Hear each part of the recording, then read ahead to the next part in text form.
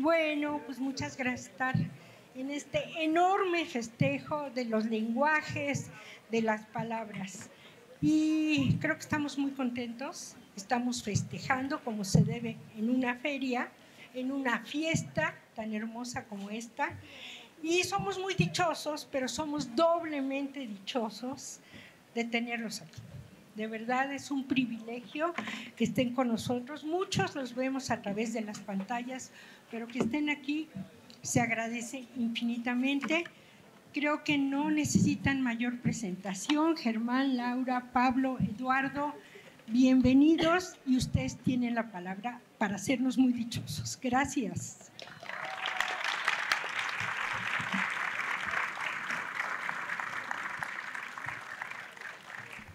Gracias, bienvenidos. Hoy es un día perfecto, no sé si para el pez plátano, pero sí para hablar acerca de la rosa. Y como ustedes saben, la dichosa palabra cumple 22 años al aire en Canal 22. Y esta repetición de doces me recuerda a el verso más rosáceo de todos los versos de la literatura, un verso que está en un poema que se llama Sagrada Emilia, Sacred Emily, y ese poema, no me lo van a creer, pero fue publicado en 1922. Y tampoco me van a creer que uno de los versos de ese poema, no del que quiero hablar, uno de esos versos dice simplemente tus, dos doces, no dos de doces, doces de dos, no de 12, quiero decir, tus. Y bueno, claro, no quiero hablar del número 2, sino del hecho de la repetición, que es tan importante en el ritmo, en la literatura e incluso en la naturaleza. El poema lo escribió una poeta norteamericana y entre paréntesis, la rosa es la flor nacional de Estados Unidos. Por votación se decretó eso en los años 80. Y para los que no lo sepan, la flor nacional de México es la dalia o Acocoxóchitl. Pero hoy no vamos a hablar de ninguna Xóchitl, ni de ninguna dalia, ni de ninguna Claudia. El verso al que me estoy refiriendo, de Gertrude Stein, dice lo siguiente: Rose is a rose is a rose. Rosa es una rosa, es una rosa. Yo no me lo sabía así, me lo sabía a rose is a rose is a rose. Una rosa es una rosa, es una rosa, y casi siempre se cita así. El punto es que cuando uno lo empieza a repetir, a veces lo pronuncia mal, y yo acababa diciendo arouse is arouse is arouse. Y arouse significa antes que nada despertarse. Y eso es muy sintomático porque despertar o despertarse, pues asocia la rosa con el acto de despertar. Y cuando uno abre la Ilíada o la Odisea, se va a encontrar una y otra vez un epíteto de la aurora, como la aurora de dedos rosáceos, la aurora de rosáceos dedos. Y que es muy importante para Homero, porque le da pie a decir que han pasado ciertos días, ¿no? Y al aparecer por 10ª vez la aurora de rosados dedos. Y esos dedos no son rosados de que sean color rosa, son rosados de que están trenzados en rosas. La aurora es una mujer que va con los dedos llenos de rosas. Homero dice en griego antiguo, eos rododáctila. Rodon es rosa en griego. Rododáctila, y bueno, pues ya sabemos, todavía hablamos de las huellas dactilares o huellas digitales. Rose is a rose is a rose. Bueno, y vale decirlo así mal, porque arouse también significa excitarse. Rose está excitada, está excitada. Rose is arouse is arouse, lo cual sí nos lleva o nos permite, digámoslo así, penetrar más de lleno en la materia de la rosa y en la naturaleza erótica de la rosa. Hay unos versos muy famosos de un soneto de Efrén Rebolledo, poeta mexicano, que culminan así. Ese soneto culmina así. En el vivo combate, los pezones que se embisten parecen dos pitones trabados en eróticas pendencias, y en medio de los muslos enlazados, dos rosas de capullos inviolados destilan y confunden sus esencias. Y bueno, la rosa es esencialmente, obviamente se está refiriendo a un amor lésbico o sáfico, todo esto es por Safo de Lesbos, aunque Lesbos también es famoso porque Aristóteles allí tuvo muchas ideas biológicas importantes. Y bueno, como ya el tiempo corre y no voy a poder decir mucho más acerca de la rosa para que todos tengamos participación, quiero decirles muy rápidamente unos versos de Rainer Maria Rilke que nos recuerdan que el libro y la rosa, pese a parecer en cierto sentido contradictorios, porque la rosa casi siempre representa la belleza efímera y los libros casi siempre, o los mejores libros, aspiran a perdurar, aspiran a la permanencia, al menos los mejores escritores quieren escribir libros que perduren.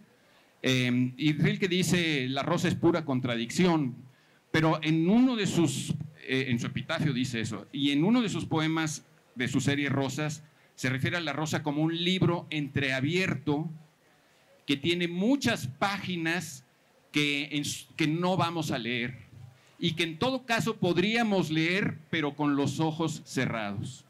Y de ese libro entreabierto, dice Rilke, salen volando mariposas asombradas o perturbadas de haber tenido las mismas ideas que las páginas de ese libro de la rosa, es decir, las mismas ideas que los pétalos. La mariposa tiene en sus alas las mismas ideas que los pétalos de la rosa. Y pues ya con eso, si alguien quiere agregar algo sobre la rosa.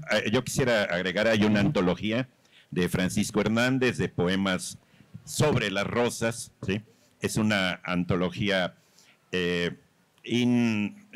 sea, no huele, el libro no huele, pero sí es, y tampoco es indoloro. Hay otro aspecto que podría ahí ponerse siempre con lo del efímero de la rosa, y uno que viene, es más de cultura popular, que es el aroma del jabón Rosa Venus, que es muy delator cuando el hotel nada más se tomó de una manera, pues de paso, digamos, ¿no? ¿Sí? Entonces eso hay que tomarlo también en cuenta. También habría que tomar en cuenta que la rosa que nos acaba de dar Pablo Bullosa y que está tan presente en el Día del Libro, tiene que ver con una leyenda, una tradición de San Jorge, y que por eso también regalamos rosas en esta fiesta del libro y la rosa, pues eso tiene que ver, ¿no? Es como una leyenda de un dragón. Bueno, ahora no nos vamos a detener en eso, porque además creo que se dice mucho, pero me parece muy bonito como esta combinación entre naturaleza y entre cultura y entre ver, o sea, nada de regalar una rosa a las mujeres y un libro a los hombres, eso no, porque en algún momento sí era esa la tradición o así se confundió, pero sí el decir, te regalo el libro como cultura, como para que, ¿no?, cultives tu alma y tu espíritu, y a la vez te doy una rosa para estar más en contacto con la naturaleza. Y me parece una combinación muy interesante en este 23 de abril, casi por allá. Yo creía que ibas a comentar ahorita que el dragón, en la leyenda de Mont Blanc, que es la leyenda donde se supone que, recuerden ustedes que San Jorge es un santo oriental, fundamentalmente de Capadocia, pero los españoles, bueno, en Cataluña, aparece el dragón también y San Jordi, ¿no? Pero cuando San Jordi mata al dragón, brotan, en lugar de sangre, brotan unas rosas, y San Jorge toma una rosa y se la regala a, creo que se llamaba Cleodolinda, ¿no? La princesa Cleodolinda, que es la que es liberada por San Jorge. Ahorita comentábamos ahí en el camerino, estaba comentando Pablo que las flores rosas, las verdaderas rosas originales, tenían 5 pétalos. Y bueno, las divinidades antiquísimas, ¿no?, las divinidades madres, estaban asociadas a la rosa y justamente al número 5. al número 5. Y luego descubrieron, por supuesto, yo creo que al mismo tiempo, hablando de naturaleza, que el número 5 también estaba asociado a la forma cuando uno corta una manzana y adentro de la manzana aparece como una estrella justamente de 5 puntas. Y por eso había una asociación entre las diosas con las manzanas y con las rosas, ¿no? De hecho, la manzana y la rosa biológicamente están muy emparentadas. Son de la misma familia, el manzano y la rosa.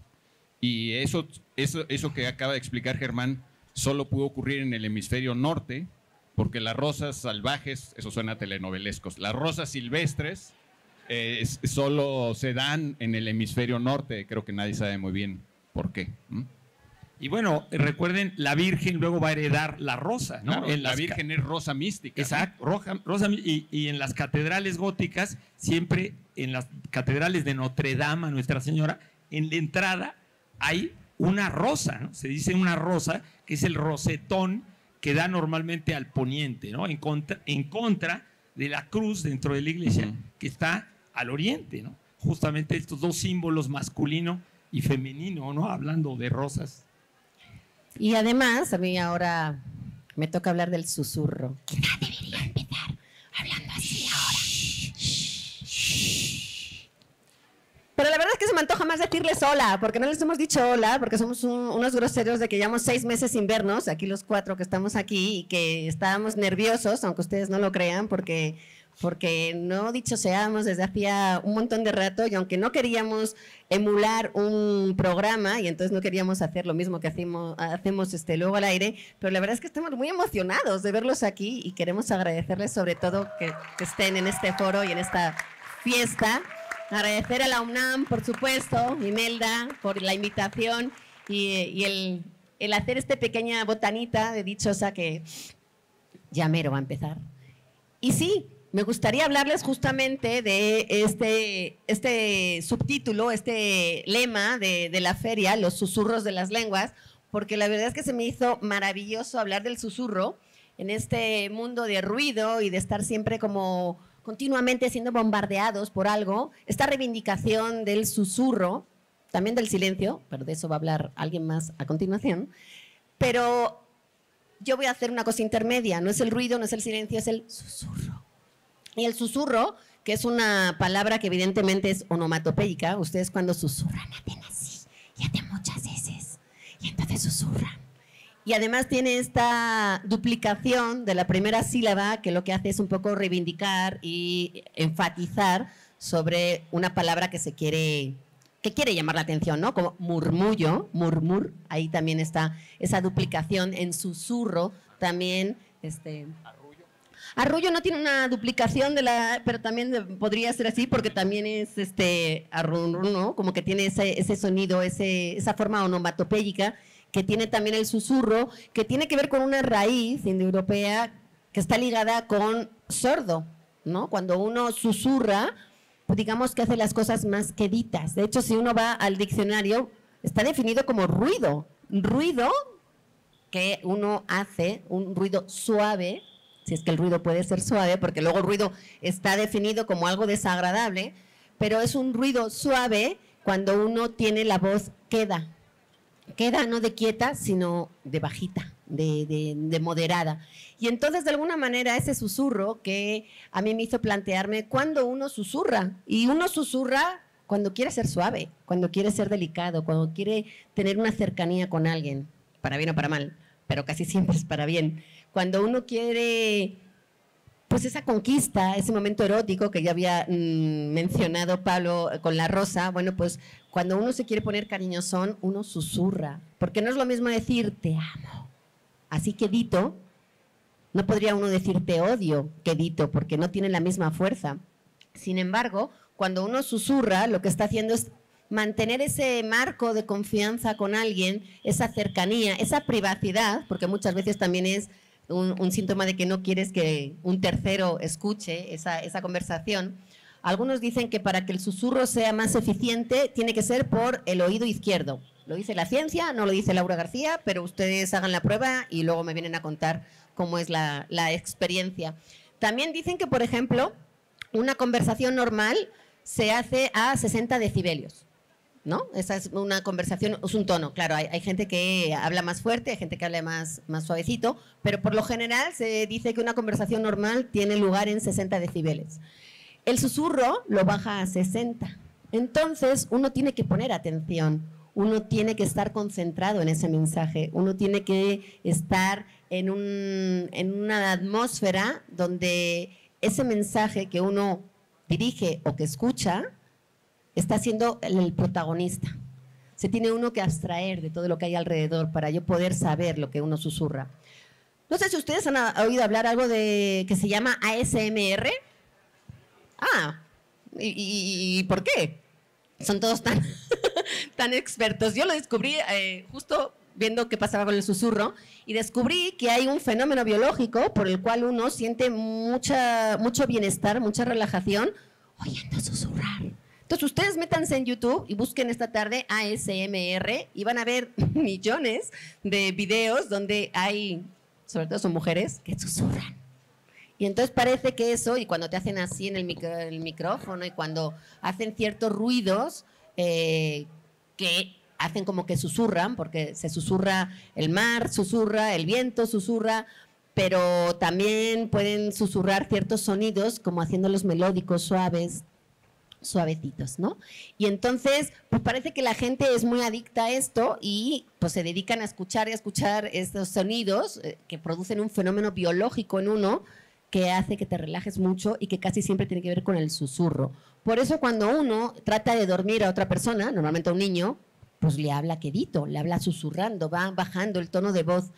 Y yo pensé en que justo en este mundo de ruido y de estar siempre como queriendo ocupar todo lo que pasa, y esos sonidos donde casi nunca hay un silencio absoluto, el conticinio, que es ese momento de la noche donde hay un silencio absoluto, que me venga a mí a decir alguien si alguna vez ha escuchado o ha estado en ese silencio absoluto, cuando incluso en la naturaleza pues hay sonidos, hay ruidos más agradables posiblemente porque están, no sé, las hojas del viento mecidas por el viento o los grillos o no, siempre hay algún sonido. Pero el caso es que conticinio es una palabra que tiene que ver con ese silencio absoluto que hay en algún momento de la madrugada. No en esta ciudad, desde luego, pero pues se supone que está definido así.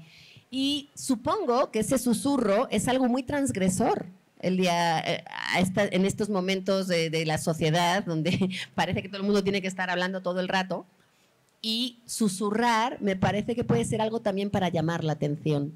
Si yo ahora les voy pausando mi lenguaje, si les voy bajando el tono de voz, lo que hago es pues llamar su atención, porque si de repente he estado como todo el rato en un mismo ritmo, pero lo que quiero es cambiar un poco ese tono, pero además que me volteen a ver, aunque solo sea por sorpresa, lo que hago es cambiar el ritmo. Y el susurro puede ser también esa manera de llamar la atención. Entonces, bueno, pues estos susurros de la lengua, que evidentemente tiene que ver con esas palabras que uno utiliza también al susurrar, porque creo que también hay un lenguaje, hay un vocabulario y hay un léxico que está incluido en el susurro. No me imagino yo a alguien en la grada de CU susurrándole al árbitro que no está de acuerdo con su decisión, por ejemplo. O, no sé, gritando gol, susurrando. Pues no, a no ser que tengas cerca a alguien que no quieres despertar o que estés molestando, pero por lo general el susurro tiene un vocabulario que tiene que ver con algo mucho más amable, más cálido, más conciliador. Un título que iba a tener Pedro Páramo era Los Murmullos, que también tiene este carácter, digamos, onomatopeico, que tú lo mencionaste, ¿no? Porque los murmullos ahí están sirviendo como una especie de puente, de enlace entre la sonoridad más vigorosa de los vivos y el habla más disminuida de los muertos. Hay unos muertos que son muy callados y hay otros que son muy alaraquientos, ¿sí? Nosotros somos la caja de resonancia de eso, ¿sí? Y aquí yaces y haces bien, tú descansas, yo también, ¿sí? Es un bonito epitafio, ¿sí? Es decir, en el caso de Pedro Páramo, los murmullos son un vínculo entre vivos y muertos.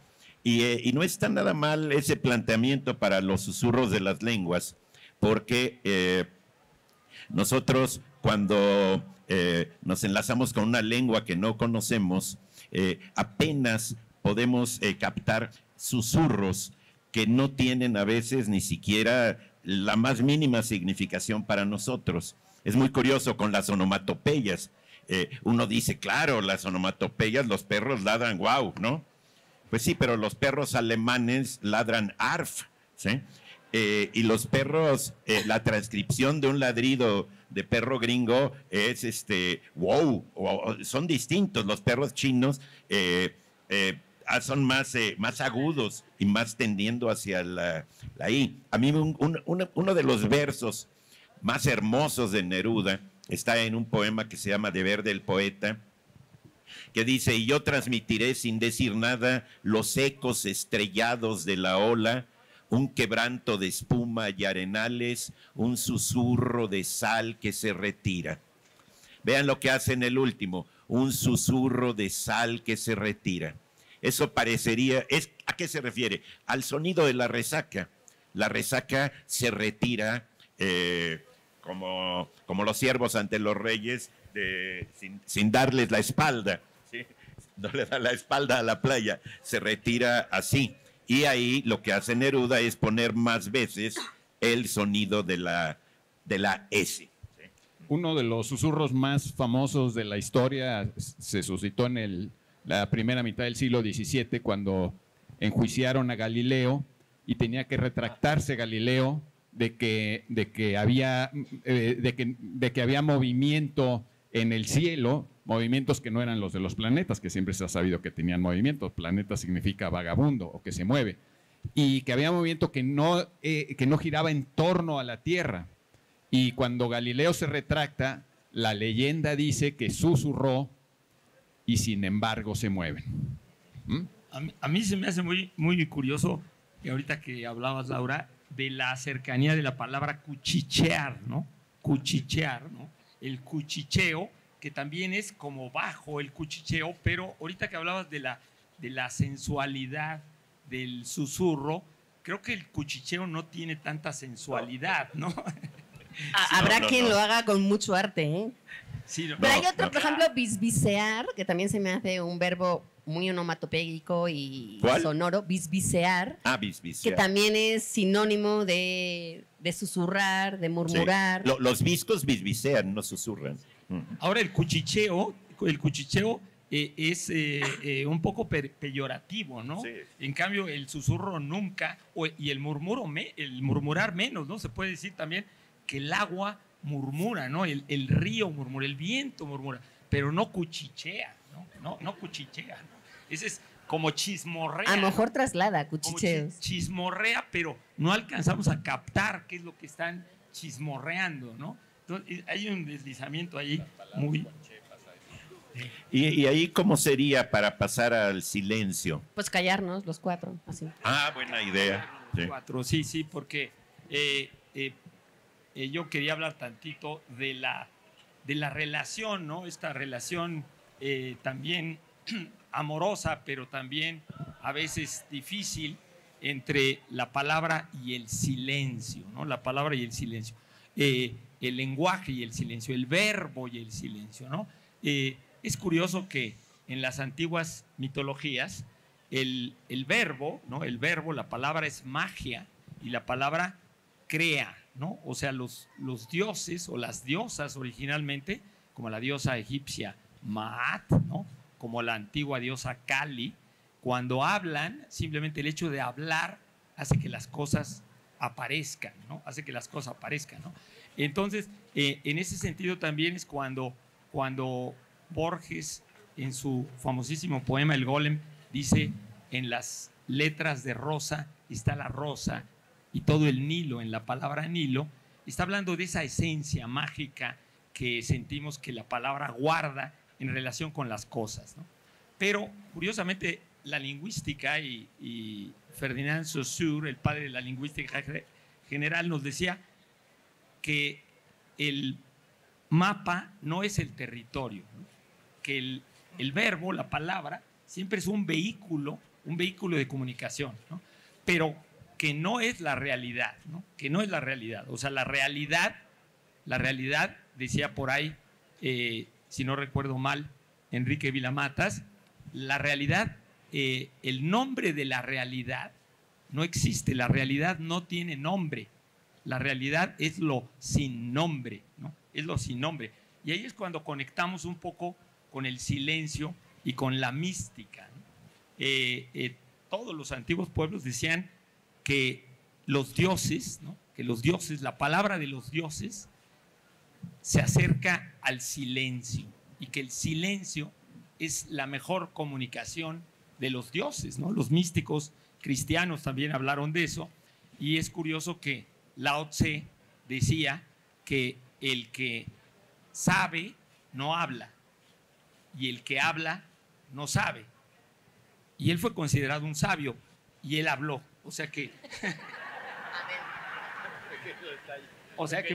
pequeño detalle, ¿no? Y lo que sí notamos, ahorita que me acordaba de Vilamatas, porque Vilamatas tiene un libro que se llama Bartleby y compañía, donde justamente habla de los escritores que renuncian a la palabra y que optan por el silencio, ¿no? Es muy interesante que habla de muchos, por ejemplo, como Paul Valéry, que en un momento dejó de escribir, ¿no? O como Rimbaud, ¿no? Como Rimbaud, que se fue, que era uno de los más grandes poetas franceses, y un día decidió no hablar y se fue a Abisinia y dejó de hablar, ¿no? Decía yo de Paul Valéry, porque Paul Valéry dejó de escribir 20 años, 21 años, y un día se le ocurrió volver a escribir, ¿no? Que lo bueno de optar por el silencio o comunicarte con el silencio es que luego te puedes retractar, ¿no? Luego claro que hay algunos también que dicen que son los que verdaderamente son los poetas del silencio, que son los suicidas, ¿no? Los escritores suicidas, pues esos son los verdaderamente drásticos, ¿no? Drásticos en optar por el silencio, ¿no? Esto del silencio es interesante porque hay diferentes sentidos del silencio, ¿no? Hay un silencio que simplemente es la pérdida de sentido, ¿no? La pérdida de sentido, cuando dices que, por ejemplo, el silencio de la naturaleza, ese es un silencio que habla, ese es un silencio que habla, es un silencio que comunica, ¿no? Pero hay obviamente algunos silencios, ¿no? O algunos ruidos, ¿no? Algunos ruidos que son silenciosos en el sentido de que no comunican. En que el ruido pero siempre no hay un mensaje, ¿no? En el silencio. El hecho de no decir algo ya es un mensaje, ya es una claro, manera. sí. Así te preguntan, ¿qué opinas de algo? Y tú, Eso es una o sea, comunicación. el que calla otorga es una manera, es una de tantas maneras de decir, el que no digas nada, ya estás diciendo algo. Cuando uno es invitado a una fiesta y no va, no vamos a pensar en ti, haces falta, está tu ausencia, y esa ausencia también comunica. La ley del hielo. Bien, imagínate si no es como... A mí me pasó una vez, cometí una tontería, pero de esas muy buenas, y decidí dejar de hablarme. Y entonces dije, no, ahora sí me voy a hacer la ley del hielo, y es dificilísimo. Es muchísimo más fácil dejar de hablarle a una esposa, algo normal, que dejar de hablarse a uno mismo. ¿Te reconciliaste? Entonces estaba yo y trataba de... Y de pronto se me metía una cancioncita de Juan Gabriel y luego se metía otra cosa. Es decir, es dificilísimo. Por eso la famosa meditación es concentrarse en distraerse, ¿sí? Pero que no aparezca ni siquiera un enunciado, ¿no? Grandes escritores que han optado por el silencio son, por ejemplo, Gorostiza y Rulfo. Los dos, uno en prosa y otro en poemas, después de sus 2 libros cada uno, dijeron, no, yo hasta aquí le freno. Creo que fue algo muy bueno.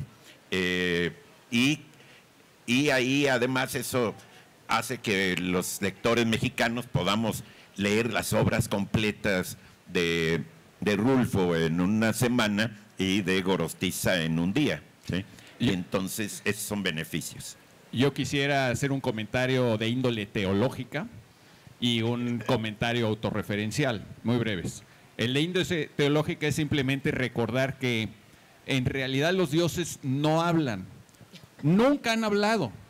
Los que nunca se han callado son los sacerdotes y los que interpretan a los dioses. Pero así los dioses de verdad no hablan, de verdad. Hablan los sacerdotes, los libros que te dicen lo que Dios dijo, pero Dios no habla. Y si les habla, mi recomendación es vayan al psiquiátrico.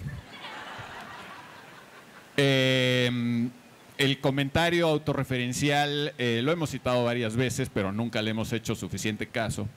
Es un viejo dicho árabe que dice: si lo que vas a decir no es más bonito que el silencio, cállate. A ver quién es el valiente que sigue. Yo quería hablar también del silencio, por ejemplo, en ámbitos como el periodismo. Digo, no estamos ahora para hacer ese tipo de opiniones, pero por ejemplo, Alex Rigelmo, que es un periodista muy reconocido que habla mucho sobre el lenguaje y los impactos de ciertos recursos del lenguaje, ha hablado mucho del silencio, valga la redundancia porque es un poco paradójico hablar mucho del silencio, pero justo dice que en el caso sobre todo del periodismo, pero lleven esto a todos los ámbitos de la comunicación, el no mencionar algo, el omitir una información, es también dar una información. El hecho de no nombrar algo es posicionarte y es también pues dejar de hablar de algo, pero está ahí.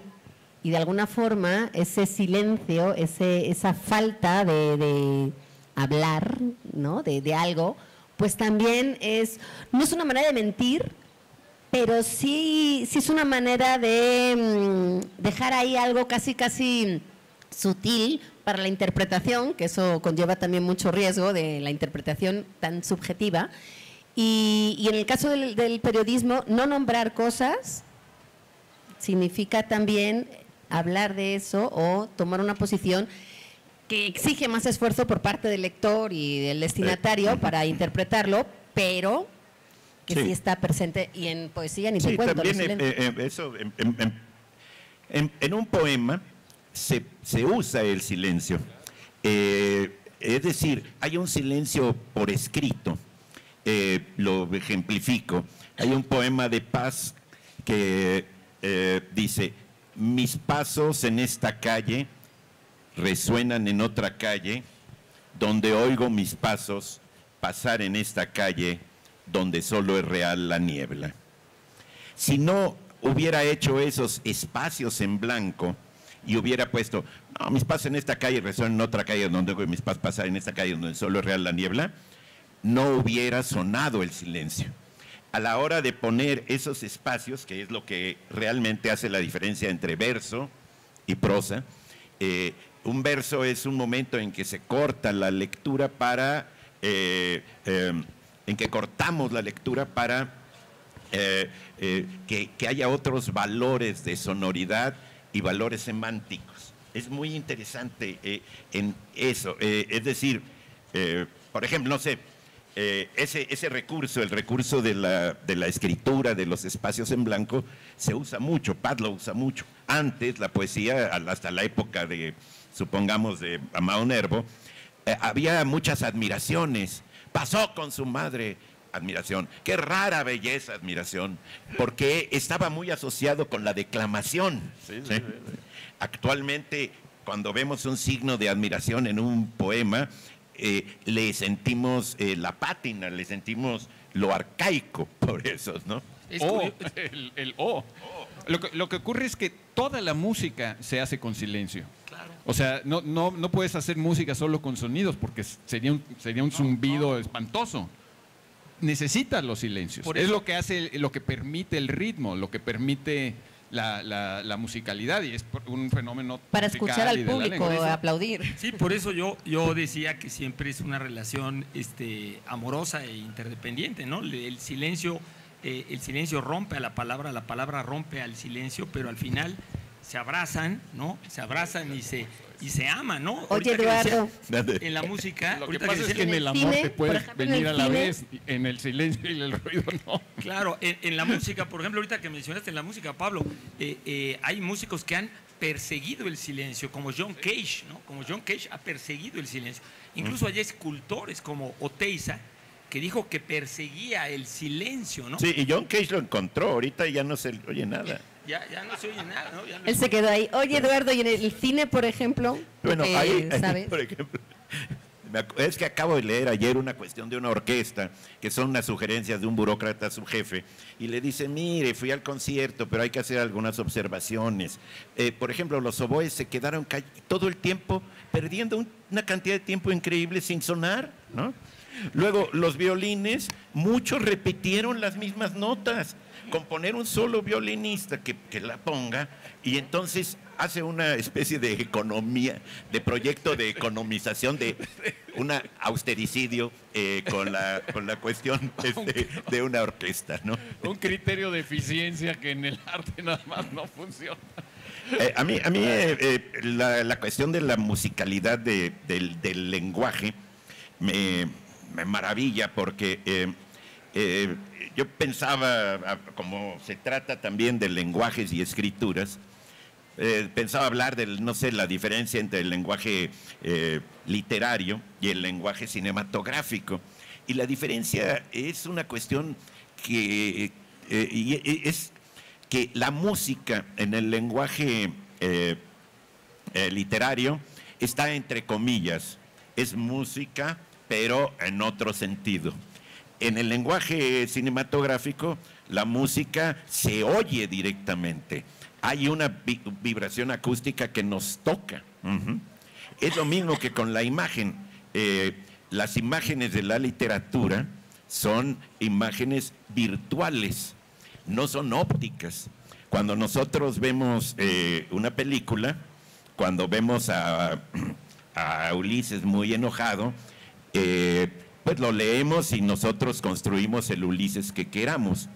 Pero ya después de ver a Brad Pitt enojado en el Ulises, en la Ilíada, por cine, ya cada vez que aparece Ulises, ya aparece Brad Pitt, ¿sí? Es lo que pasa con Harry Potter, ya no puedes leer la palabra Harry Potter sin que te salga Daniel Radcliffe muy contento con sus anteojos, ¿sí? Y es que las imágenes verbales son imágenes que nosotros construimos con un mecanismo virtual que tiene mucho de semántico, mucho de significación, mucho de idea. Depende nuestro concepto, ¿sí? Un susurro de sal que se retira, esa imagen para hablar de la resaca, ¿sí? Hace que uno dice, ¿por qué puso un susurro de sal que se retira? ¿Por qué no dijo un susurro de agua salada que se retira? Pues porque el agua salada no tiene imagen. En cambio, si le quita a la palabra agua salada, digamos que la deshidrata, como nos va a pasar a todos, la deshidrata y le quita la sal, deja solamente la sal, entonces vamos a ver los granulitos y vamos a poder imaginar a una resaca que va dejando sus hoyos, su granulación, su sal de mar en la playa, ¿no? ¿Sí? Ahora, ¿el cine mata la imaginación? Es pregunta. El cine no mata la imaginación, la despierta por otras vías. Es como lo que le pasó a Sócrates. Sócrates dice que la poesía fija, que la escritura fija las ideas, ¿no? Sí, pero eso, quién sabe, porque quien lo escribió eso fue por escrito Platón. Platón inventó a un Sócrates que dice eso, ¿sí? Y nosotros podemos saber el argumento de Platón diciendo que la escritura mata la memoria, pero lo estamos leyendo. Oye, por cierto, Sócrates es otro que optó por el silencio, por comunicar con su silencio. Al suicidarse, decidió que iba a hablar más su silencio que seguir enseñando, ¿no? Bueno, y O uniendo Cristo. ahora el cine O- con el silencio, el cine mudo, que sin textos, sin palabras, sin oralidad, dice muchísimo con otro tipo de recursos que se usan luego ya cuando se incluyó el sonido, pero evidentemente para lograr seguir una historia se tenía que contar de otra manera, con otra narrativa, porque no había el complemento de un montón de cosas. La música sí, en este caso. Generalmente yo una vez pagaba un músico a que estuviera en vivo. Más bien el músico tenía que esforzarse más por intentar decir lo que se suponía que iban a decir los protagonistas. Yo una vez en radio, por ahí andaba el director de Radio UNAM. Estaba por acá. Se me ocurrió que iba a entrevistar a Marcel Marceau, ¿no? Entonces pusimos música francesa, muy alegre, así de organillos, y dije, Marcel, qué bueno que vienes por acá. ¿Qué te trae a México? Sí, ¿desde cuándo? No, bueno, sí, ya, no, jet lag, claro. Ajá, ¿y cuál es el proyecto aquí? Ajá, ¿a poco eso? Sí. Y entonces me la pasé 8 minutos entrevistando la mudez de Marcel Marceau. La mímica. Porque la mímica no se podía ver por radio, ¿sí? Esas son las cuestiones del cine mudo también. ¿Sí? Yo una vez intenté que pasara en un programa de televisión 10 segundos de silencio y rogué y pedí y mandé específicamente la instrucción al editor para que dejara 10 segundos de silencio y no los dejaron. Porque no se atreven a dejar 10 segundos de silencio en la televisión comercial. El minuto no de se silencio. puede. No, es caro, es muy caro. Pero no nomás en la comercial, en la cultural también. Es decir, si es la diferencia de los medios. Uno puede leer un poema, no sé, por todo Muerte sin fin, con sus adecuaditos puentes musicales, pero no puedes leer un poema de 3 minutos en la tele, porque el productor se comienza a sentir muy nervioso, pone el adagio de Albinoni al fondo, pone unas gaviotas para hacer para acompañar la secuencia romántica, y entonces se crea un desastre. Y un baile de fondo. Oye, compadre, y regresando a lo del lenguaje literario y lenguaje cinematográfico, el guión, ¿qué tanto dirías que un guión es un lenguaje literario de algún tipo, de algún género? Sí, lo que pasa con una película está levantada sobre palabras, es decir, sobre un guión, pero esas palabras tienen que ser unas palabras que se hacen colectivamente. Si García Márquez dice que Remedios la Bella se fue a las alturas, ¿sí? Ya me figuro lo que van a hacer en la película de 100 años de soledad. Va a aparecer no sé, la novicia voladora, Remedios la Bella, ¿sí? Va a salir así con su falda ampona. Oigan, queríamos terminar esta charla con un minuto de silencio, pero por la sequía, se va a terminar la sequía. Hoy la predicción meteorológica funcionó, afortunadamente, así que bajo la lluvia, bajo el susurro de la lluvia, les queremos regalar libros, que es lo que más nos gusta. Y como hicimos una complicidad con Literatura UNAM, que nos hizo el favor de ceder, de donar una serie de libros que les queremos regalar, porque además están chulísimos, con premios que ha habido aquí de convocatorias, son antologías, son revistas, tanto de la universidad como de poesía, y pues ahí Claudia los va a mostrar y los va a ir pasando. Y Pablo, vas a empezar tú a poner la tarea, porque no crean que nada más los vamos a poner así. Han estado ya 45 minutos escuchándonos, nosotros ya estamos cansadísimos por falta de práctica, y ahora queremos que hablen ustedes. Así que les vamos a poner, pues tal cual, dicho esas palabras, definiciones, para que ustedes nos digan las palabras que creen que responden a esa definición. Levantan la manita, alguien llegará con un micrófono, ¿puede ser? Buscamos la palabra para una disonancia que resulta de una combinación poco afortunada de sonidos de palabras. El ejemplo que ofrece el Diccionario del Español de México es el siguiente: que enclenque escuincle, cultismo de origen griego, por cierto.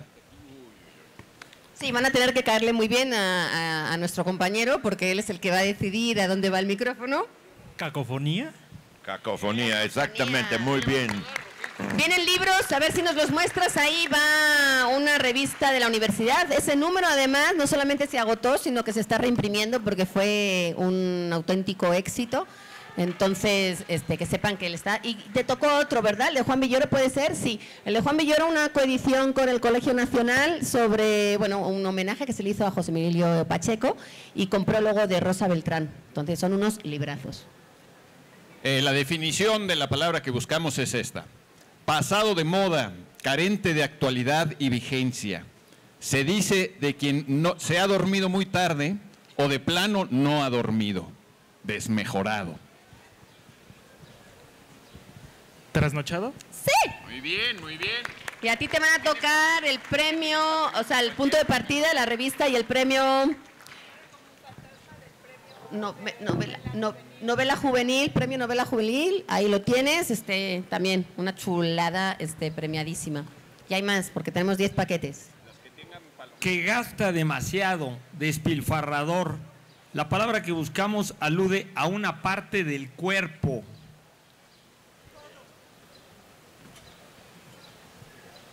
Manirroto. ¡Uy, qué bueno! Se nota que estamos en la universidad. Y ahí te van, no sé cuáles son esos, Claudia, ¿me los enseñas? Punto de partida también, y el otro fue la antología. Es que yo estoy hablando todo el rato, no quiero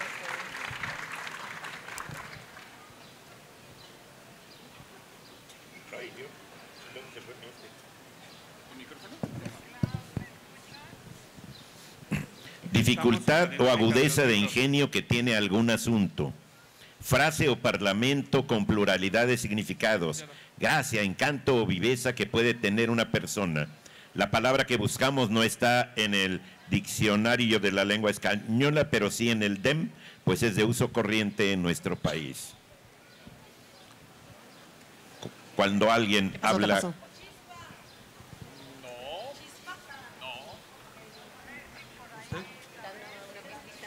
¿Una pista?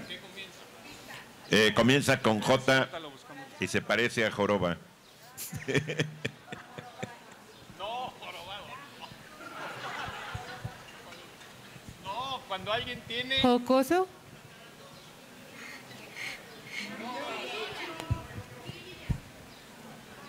¿Jactancioso? Jiribilla. Jiribilla. Claudia, tú vas a tener que elegir a quién. Es punto de partida otra vez y el otro es... Y una edición de punto de partida para que luego vean que en esta universidad se editan cosas realmente geniales. Piel de res o de otros animales que durante siglos se usó, previa preparación, claro, para escribir en ella.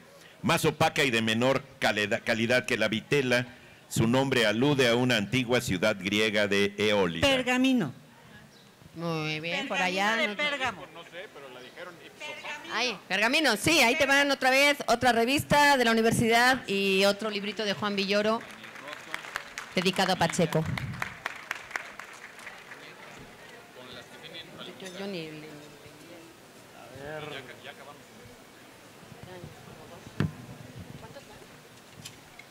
Situación desordenada y ruidosa, berrinche, complicación, mexicanismo no registrado en el diccionario de la Real Academia.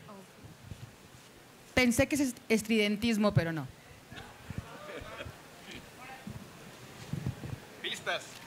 A ver, situación desordenada. ¿Pataleta? ¿Será? ¿Pataleta? ¿Será pataleta? No, un mexicanismo, chicos. Saquen... Argüende. No, empieza con I. Ahí está. Yo daría dos Irigote, paquetes sí, sí. a quien contestó. Irigote. ¿Me aviento? Sí. Ok, a ver, Ahí con palomitas. dibujo ornamental que solía colocarse al final de los capítulos o partes de un libro.